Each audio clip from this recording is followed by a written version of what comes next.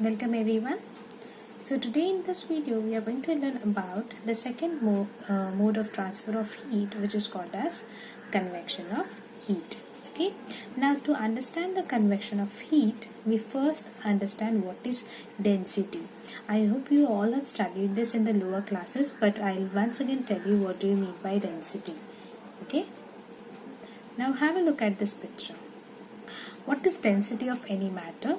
It is that how much matter is packed in a given space. Okay, if you see here, there is this much space given and the particles are only this much, so it is less dense. Okay, and if you see in the same space, when more particles are there, it is called as more dense. Okay, so the objects whose density is greater will sink to the bottom of the liquid. Okay, whereas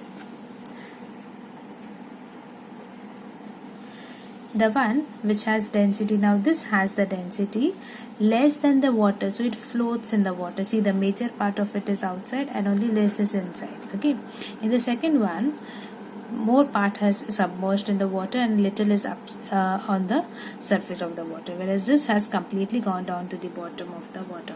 This depends upon the density. Now this object has got more density than water, so it straight away goes down, whereas this has got less density than water, so it floats. Okay, so what basically we need to understand is the one with the lower density will be on the top. Yes, if you understand this density, you will easily understand what is convection. So let us go back to our convection of heat.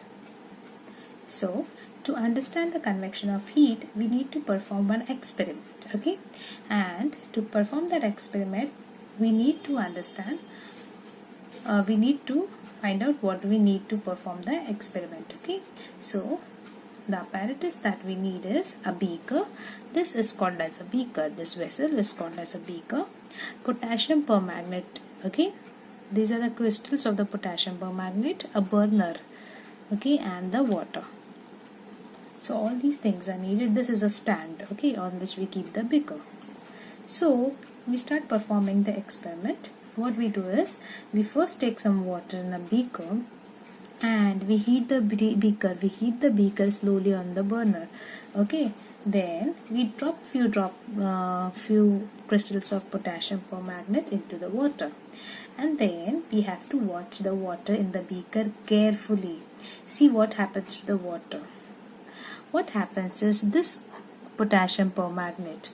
Okay, now what will happen to that? See, you will see the streams of water going upwards. Okay, this will go up and coming back to the bottom like this. You'll see such kind of currents, water currents. Okay, the water will go up, come down, go up, come down. Okay, due to the potassium permanganate, these magenta colored streams can be identified easily. See, if we put any other thing which is white in color, okay, we could have not been able to see this movement.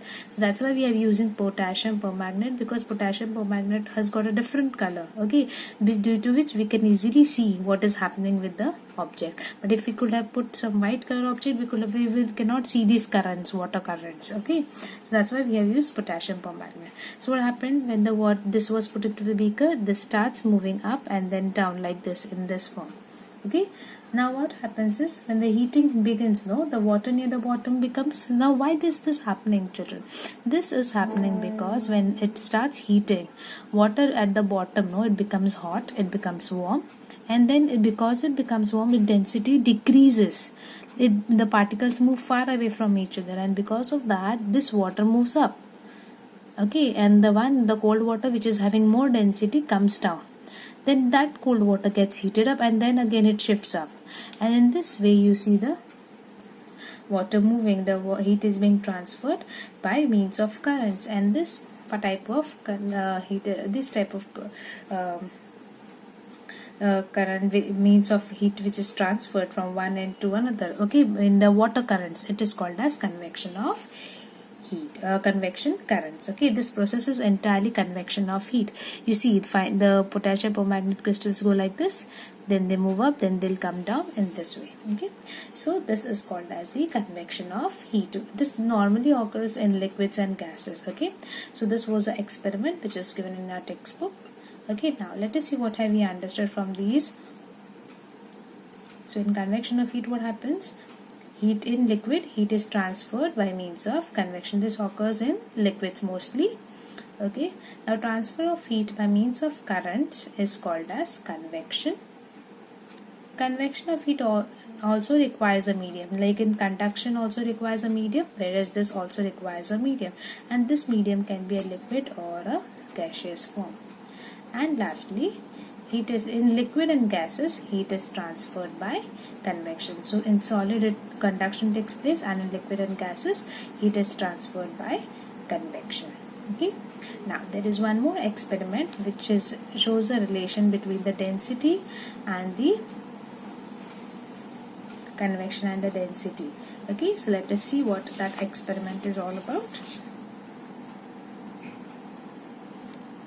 So for that we need one test tube, one piece. Okay, so we perform an experiment where we take a test tube, okay, a burner, some water in a test tube, ice cube, and a weight is attached to it so that it goes down. If we do not attach a weight, we can also wrap it in a wire gauze. Wire gauze means a net like thing which is made up of metal. Okay, now what happens in this experiment, children? Let us have a look. Firstly, we take some water in a beaker and we light this burner. Now what happens is, when this test tube is there, we put some ice with a weight in it, or you wrap it with a wire gauze. Now why we are putting this? If we put only ice in the water, no children, it will float. Okay, so we don't want it to float, we want it to go down. So that's why this weight has been attached, so that it will go down. Okay, and then we heat this upper part of the test tube. Now when we heat this upper part of the test tube, and then when the water starts boiling, okay, we stop heating. Okay, and then we see what happens to the ice. We see that even though the water is boiling here, there are no changes on the ice. Now how does this happen, children? And what happens here is the density of water decreases. Here, in this portion, the density of water decreases due to heating. The particles of the water move far away from each other, and since the particles are moving far away from each other, the water has become lighter here, and therefore it does not go down. It remains here only. Okay, and since it remains here only, the heat is not being transferred down. Since the heat is not reaching at the bottom of the test tube, nothing happens to this ice. Okay, and it remains unchanged. So therefore it cannot sink to the bottom, and the process of convection does not occur. So this is how convection and density are related to each other. Okay.